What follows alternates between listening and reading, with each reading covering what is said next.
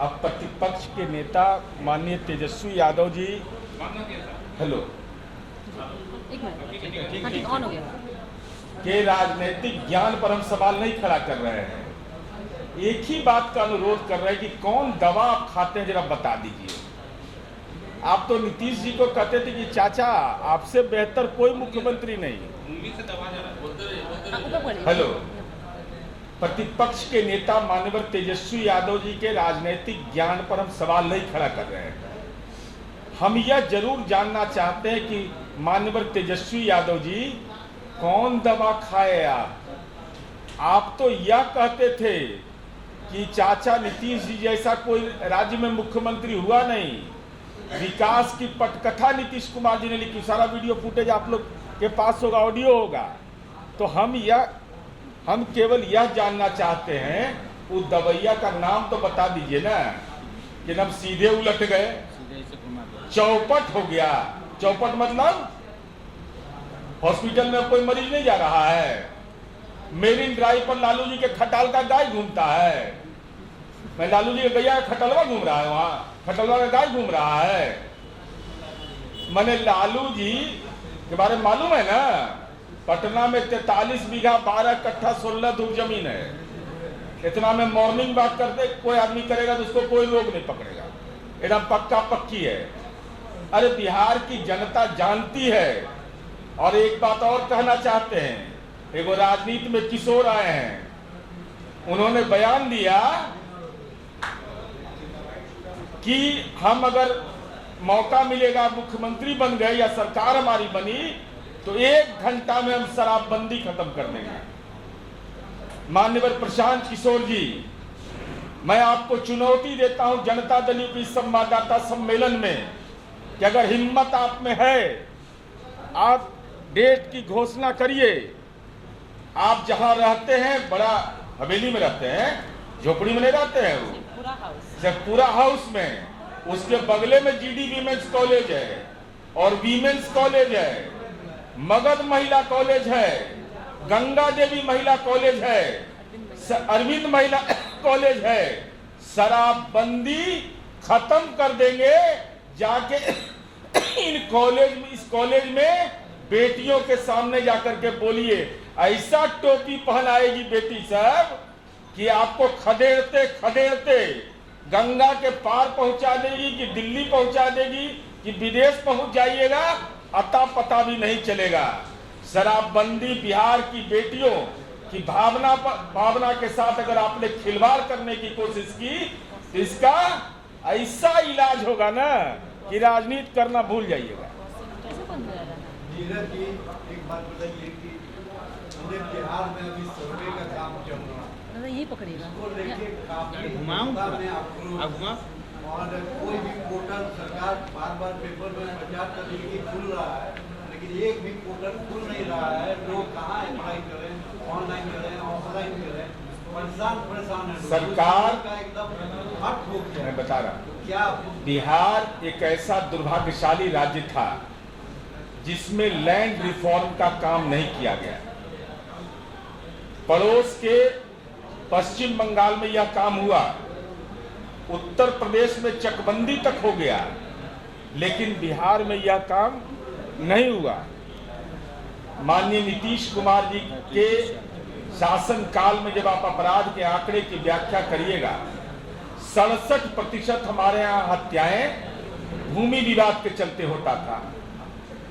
और इस बीच में 2009 में माननीय नीतीश कुमार जी ने भू विवाद निवारण अधिनियम बनाया, डीसीएलआर को इंपावर्ड किया कि आपको जुडिशियल पावर दे रहे हैं, लैंड किसका है नहीं है, टाइम फ्रेम में इसको आप तय करिए। लेकिन न्यायालय ने इस पर रोक लगा दिया तो परेशानी हुई। नीतीश कुमार जी ने तब वैकल्पिक व्यवस्था किया और हम पकड़ दें आप। और अंचल स्तर पर, थाना स्तर पर भू विवाद के निपटारे के लिए बैठक किया। सर्वे कराने का सरकार ने फैसला लिया, अमीन की नियुक्ति किया, रेवेन्यू ऑफिसर को बहाल किया। सारे लोग आयोग से बहाल हुए, किसी का जमीन उमीन नहीं ली है बहाली में, और न पैसा लिया किसी से, सबका बहाली एकदम फेयर हुआ है बहाली। और उसके बाद सरकार विज्ञापन भी दे रही। यह सही है, क्योंकि सर्वे बिहार के अंदर में एक महत्वपूर्ण समस्या है और सरकार के संज्ञान में भी है। जिन बातों की आप चर्चा कर रहे हैं, माननीय भू राजस्व मंत्री जी भी उसके लिए चिंतित है, उसके लिए दिशा में काम हो रहा है। और सरकार विज्ञापन इसीलिए प्रकाशित कर रही है कि भू अभिलेख का अद्यतीकरण अगर आपको करना है तो निश्चित रूप से आपको कागजात चाहिए। अब वंशावली के मामले में कंफ्यूजन फैल गया था कि सरपंच से करवाइए, नहीं, उसकी कोई जरूरत नहीं है। जो आदमी जिसका परिवार है वो वंशावली को खुद लिख करके दे देगा। अब कोई आपत्ति आएगी तो उसका निराकरण होगा। तो सरकार उस दिशा में प्रयासरत है और ये भूमि सर्वे का काम बिहार के लिए आवश्यक है। लैंड डिस्प्यूट हमारे लिए सबसे बड़ा मेजर प्रॉब्लम है। तब नहीं ट्विटर बबुआ सब बोलते रहता है, नाम शनाम जो मन होता है सब बोलते रहता है। किशोर ने कहा है कि ताबूत का आदमी किल साबित होगा। अब देखिए, माननीय प्रशांत किशोर जी राजनीति में व्यवसाय में थे, धंधा तो हम नहीं कहेंगे, बोलने में अच्छा नहीं लगता है, व्यवसाय में थे। उनके व्यवसाय पर तुषारापात हो गया। ताबूत में किसके कील ठोका जाएगा ये तो 2025 में बता देंगे, लेकिन जनता बताएगी। लेकिन मान्यवर प्रशांत जी यह तो बता दीजिए कि आपने पटना के कार्यक्रम में कहा कि हम उम्मीदवार को पैसा देंगे। कहां से, कौन पैसा दे रहा है आपको? आप तो पॉलिटिकल पार्टी है नहीं। कौन है डोनेशन देने वाला? कोई ब्लैक मार्केटियर है, स्मगलर है? किसका पैसा है वो? पॉलिटिकल पार्टी हम चला रहे हैं तो हमको तो कोई डोनेशन देगा। लेकिन जो पॉलिटिकल पार्टी नहीं चला रहा हो और इनका जवाब आया इसका, मैंने जब सवाल उठाया कि हमने जिनके लिए काम किया है वो दे रहे हैं, तो कौन दे रहे हैं नाम बताइए। इनकम टैक्स रिटर्न में उन्होंने दाखिल किया कि नहीं? जिन राज्यों में आप अपना दावा कर रहे हैं तो कोई आपको नेताजी दे रहे हैं? ईडी सक्रिय है, अपने तो जेबे करिएगा, अब नेताजी के उपाय कर दीजिएगा। ये पैसा देने की बात आपने कैसे कहा? ये धन बल की राजनीति की बात अगर आप कर रहे हैं तो इसका मतलब है कि राजनीति में काला धन आपके पास आ रहा है। तो जो काला धन वाला लोग रहता है उसका दिल काला होता है, और जिसका काला है ना वो परमानेंट काला रहता है। ईडी पीछे पड़ेगा नहीं, कैसे छोड़ देंगे? अरे भाई गड़बड़ करिए आप। सर्वे में क्या है? सर्वे में मान लीजिए कि जमीन है मेरे पास, अब जमीन हमको कोई दान में दिया, तो क्यों दिया दान में?